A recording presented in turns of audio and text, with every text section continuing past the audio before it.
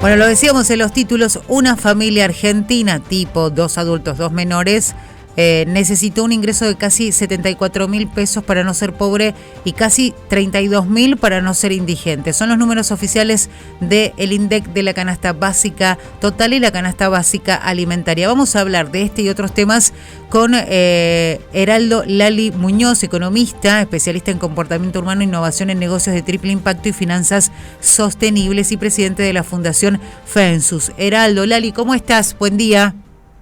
Hola Claudia, buen día, qué gusto escucharte. Igualmente para nosotros.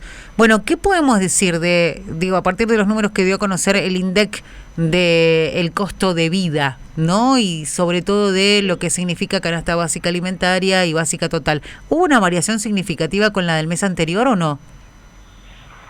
Sí, bueno, disminuyó el grado de crecimiento, que fue lo que esperaban, pero la verdad que era altísimo, así que bajar no fue tanto mérito. Uh-huh. En esto de los porcentajes por ahí engañan, pero bueno, la cosa es que sigue siendo muy alto, está rodeando el 3 casi mensual, lo vemos todos los días en el día a día cuando salimos a comprar, así que no era tanta novedad, pero la confirmación en estadística siempre genera toda una expectativa y una angustia inevitable, ¿no? Porque sí.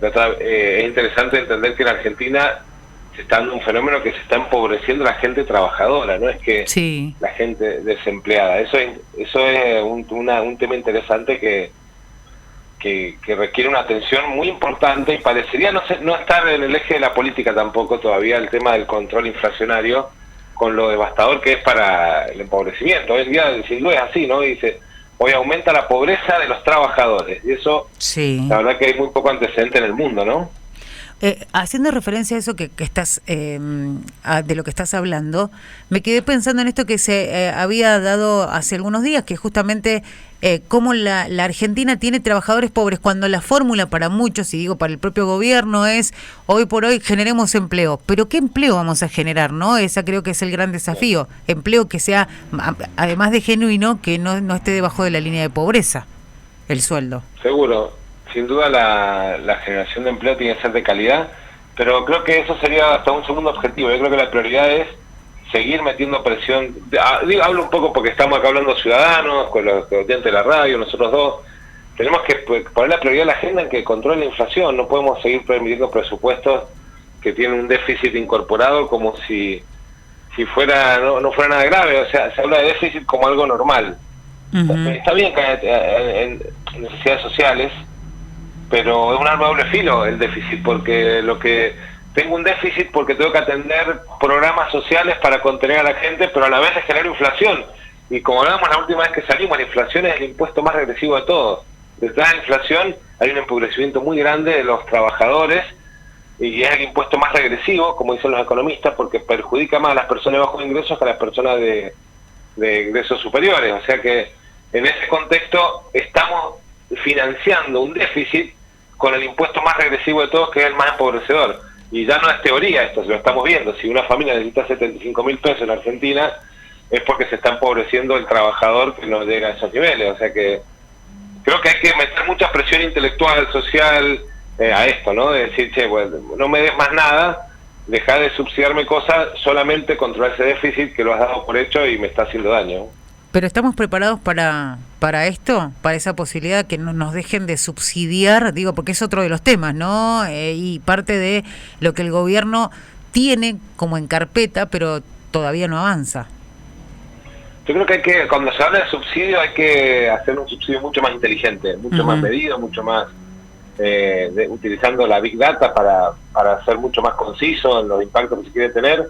Hoy seguimos teniendo mucho subsidio que, a ver, en teoría este presupuesto que están anunciando lo vendría a reparar. Uno no ve la intención, o sea, pero sin duda si el subsidio fuera dirigido a las clases más vulnerables, que más están sufriendo, tal vez hasta se podría disminuir el monto del subsidio aumentando su impacto. El tema es que tenemos un subsidio muy disperso, con mucha intención electoral, que reciben mucha gente. Está el polémico caso de las tarifas, por ejemplo, subsidiadas en la ciudad de Buenos Aires, uh-huh. Donde no hace falta, o en la zona norte de la provincia de Buenos Aires, donde no hace falta, o muchos subsidios y créditos para reactivar las pymes, que son polémicos porque esos subsidios de tasa le cuestan mucho a a los jubilados futuros, le cuesta mucho a los déficits, esos programas para un poco, es verdad, hay que sostener la pyme, hay que ayudarla, que no, pero yo creo que una pyme me dice, no me ayudes más nada de que controlarme esta inflación, te diría. Si me dieras a elegir, no decir, che, no me des más planes para de alguna manera mitigar un montón de complicaciones que me generan la misma política pública, como puede ser planes para algunas moratorias o algunas tasas de interés o créditos con tasa de interés por debajo de la inflación. Pero si eso implica que siga habiendo déficit y eso implica que siga habiendo inflación, termino generando políticas que, como decíamos recién, generan empleo, pero de muy mala calidad. Y ese empleo que se genera lo termina absorbiendo el efecto de la inflación. Entonces termina aumentando la pobreza, como lo que está pasando en Argentina.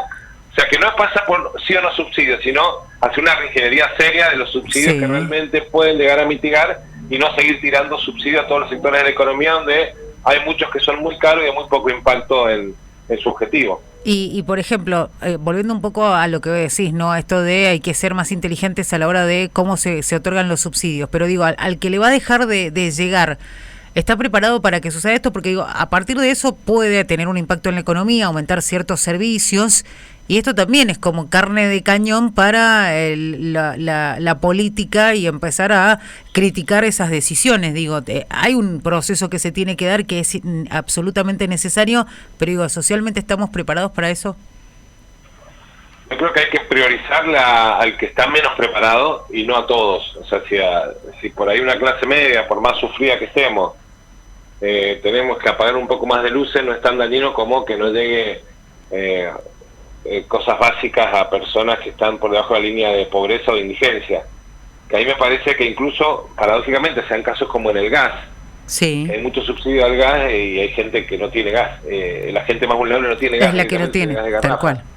Claro, entonces, y la electricidad pasó otro tanto, porque hoy en día, bueno, un poco el reclamo que las provincias están haciendo en esta negociación del presupuesto es sacar un poco de subsidio de Cava y del conurbano y de distribuirlo sobre todo en el donde no está llegando el subsidio al transporte, por ejemplo, con la energía, que haría falta. Y uno dice, si hubiera un mapa, teorizando un poco, ¿no? Pero si hubiera un mapa de pobreza, es más complicado los problemas de pobreza del norte, o sea que una resignación de subsidios, y lo sufrirá la gente del conurbano y de la ciudad de Buenos Aires, sí, lo va a sufrir como toda persona.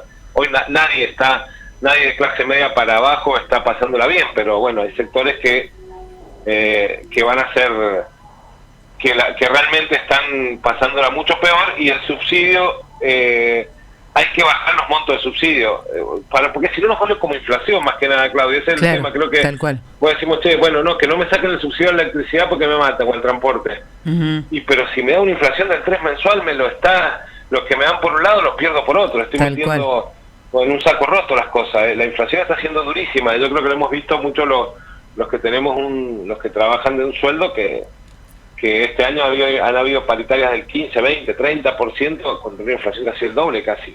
Tal cual. Heraldo, sindicatos muy poderosos, sí. Quería preguntarte, presupuesto 2022, hoy es un día clave, ¿no? La oposición dice, vamos a dar quórum, pero vamos a votar en contra. ¿Cómo es el panorama? Y sobre todo, vos que sos el especialista, analizá el presupuesto y decinos así rápidamente, porque el tiempo siempre lo premia, pero si es viable este presupuesto. Yo veo muchas indefiniciones, lo he tomado un poco armando la opinión de los especialistas. Me quedo con la idea que se destaca mucho en una crítica que estoy muy de acuerdo, que es, hay muchas si voy de mayor a menor, la falta de condiciones de acuerdo con una renegociación con el fondo es clave.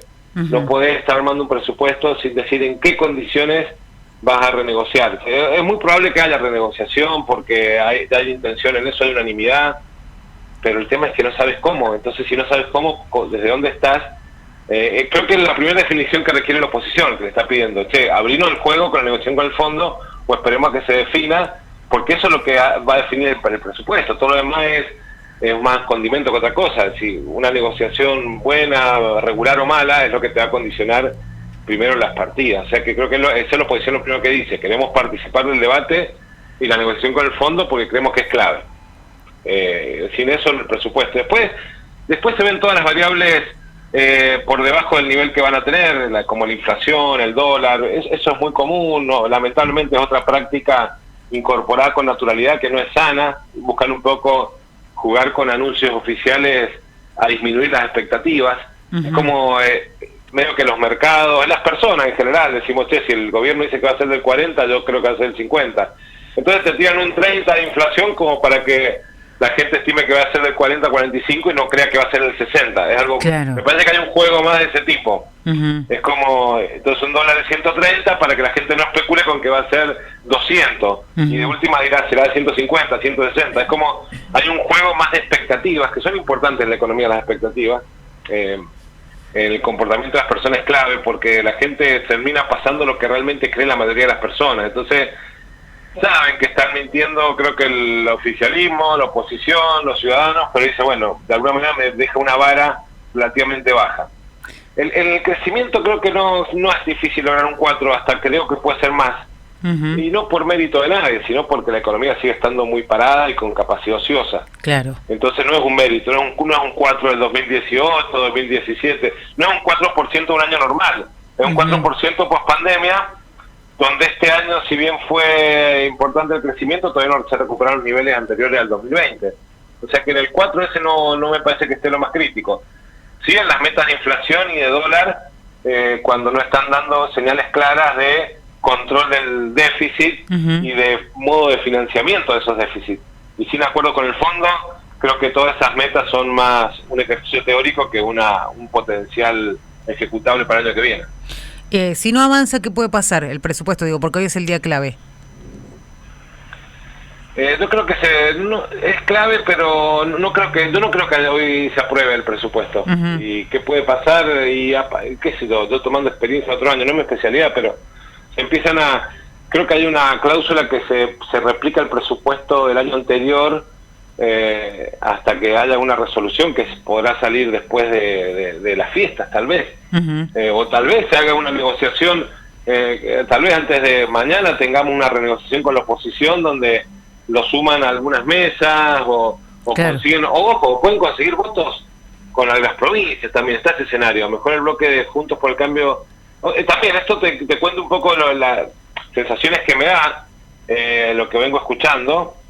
Hay una posibilidad grande de que se logre apoyo de algunas provincias a cambio de algunas obras, algunas partidas presupuestarias, y con eso logres la aprobación sin que la oposición entera esté en bloque. Claro. Y eso un poco sería algo medio peligroso en lo político, pero bueno, no deja de ser algún recurso democrático, pero es medio de las políticas parlamentarias a lo europea esto. Que votame y te construyas ahora, te la asignación presupuestaria y van y acompañan, y ahí eso creo que se va a estar viendo hoy durante el día. Es parte del juego, sin duda.